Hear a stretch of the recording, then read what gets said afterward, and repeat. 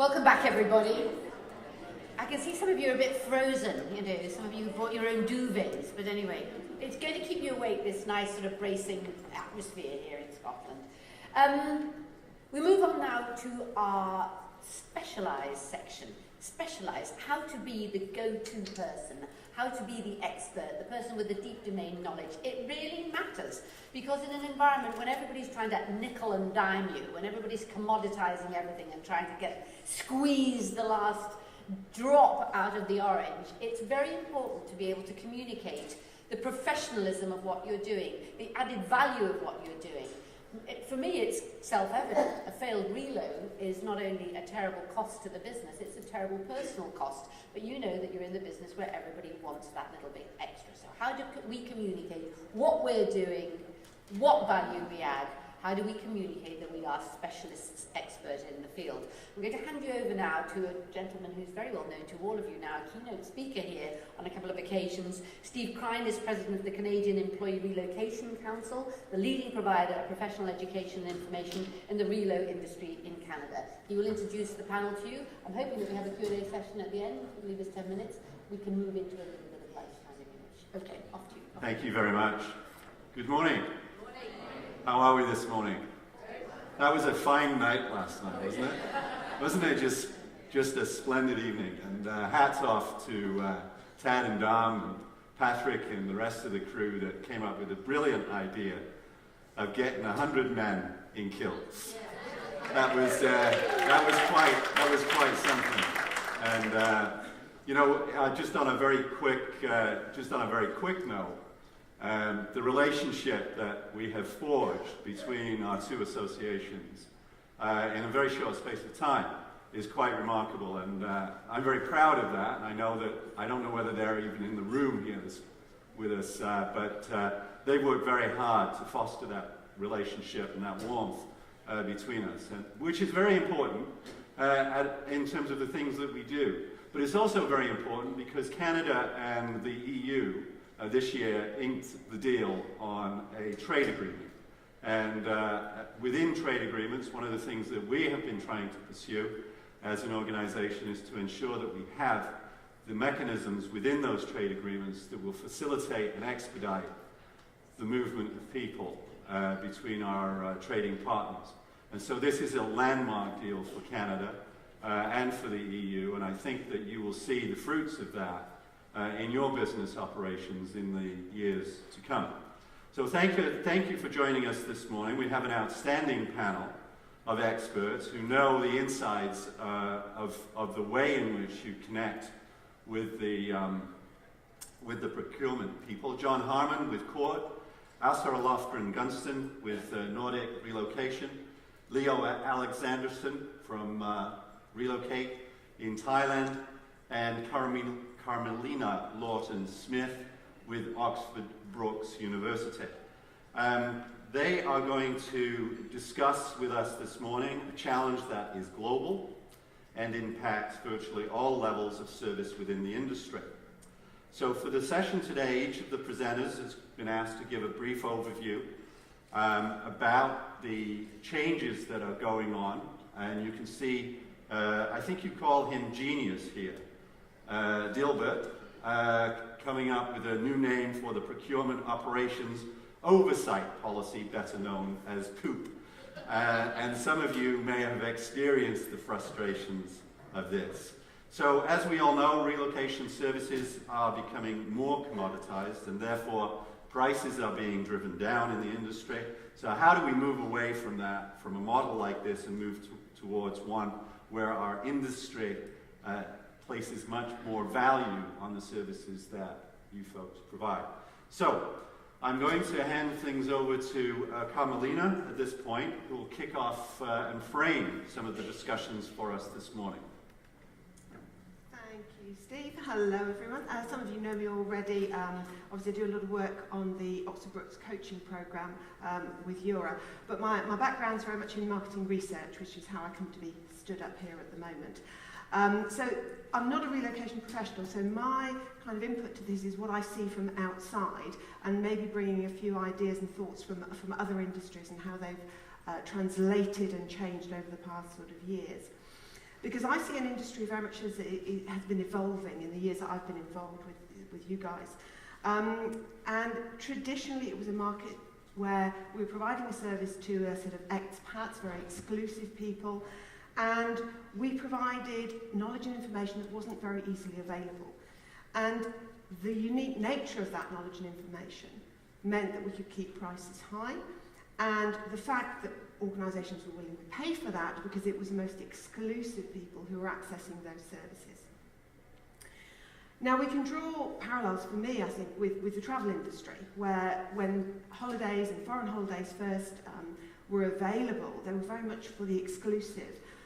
The prices were very high, and then as there became a mass market for this, the prices got driven down, and we ended up with package deals, and almost everyone now sees travel and holidays as accessible.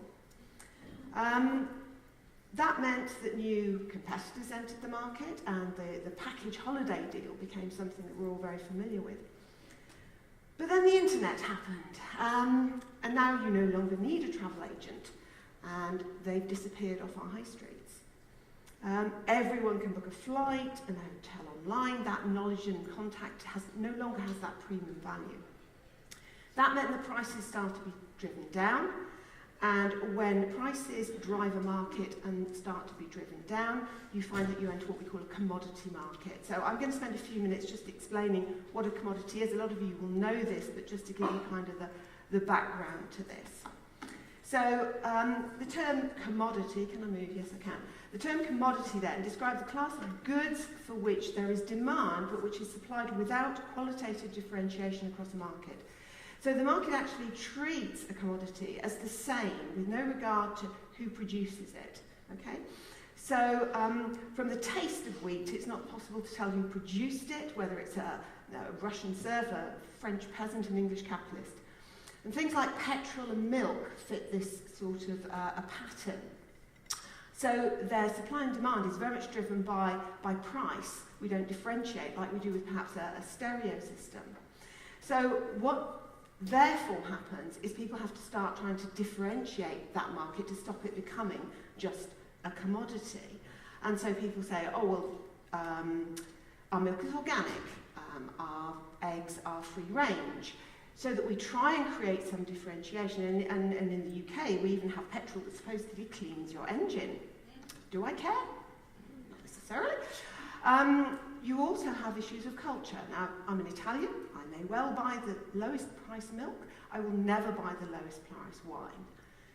You know what wines you buy and the differentiators. So we are in danger, from my perspective, of relocation services being seen as the same, brought at the lowest price because there's no perceived difference from the buyers.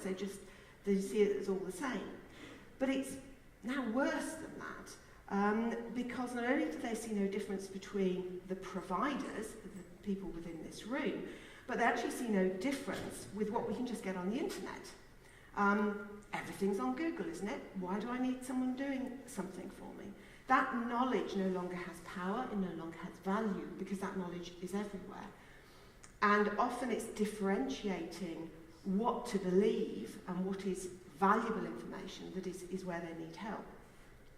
So if we become seen as just knowledge providers, where's the differentiation? Where's the value of that fine wine? And those things can be intangible. Yesterday we were talking, as Steve said, about the one thing you do. But it's the brand, isn't it, that can be intangible. You know, the Rolex is not just a watch, it's not just the bits, it's the brand value that has. And a lot of places have gone about specialising to create that brand value and creating that thing that Steve talked about, the one thing that you do. So this pattern is very common, this commodity and commoditisation. And you see it in many markets. Pharmaceuticals are one, where a patent is on a product initially, and then when the patent runs out, everybody enters the market with aspirin and the price gets driven down. So over time, prices start to come down. And what you end up is it starts to come down to the commodity value. And The challenge for us, I suppose, is how we maintain that premium value. Okay?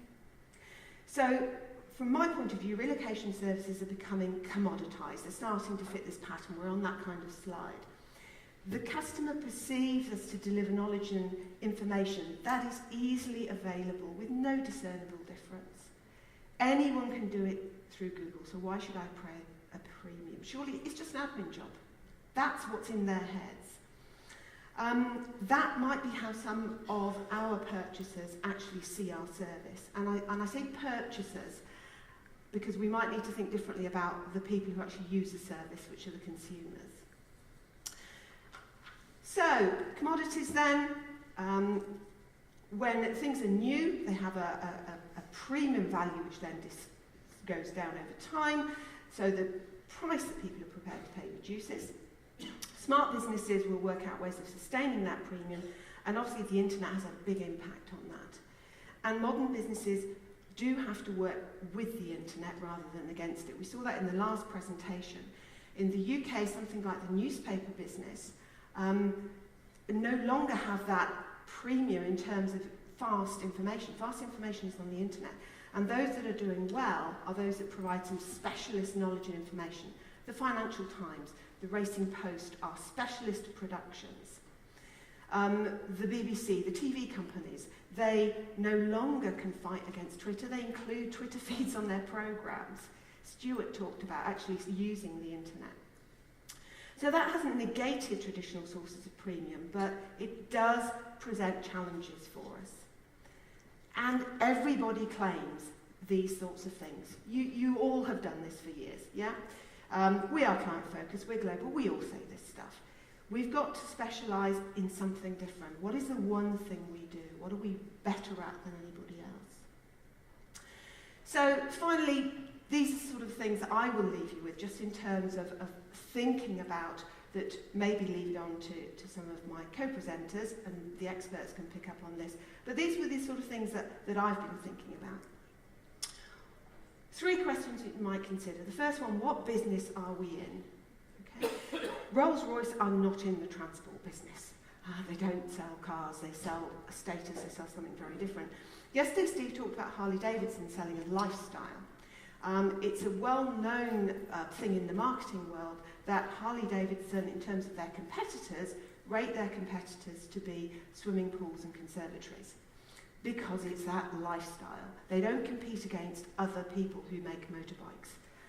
So who is our competition? It may not be other organisations, maybe it's the internet, maybe it's cash.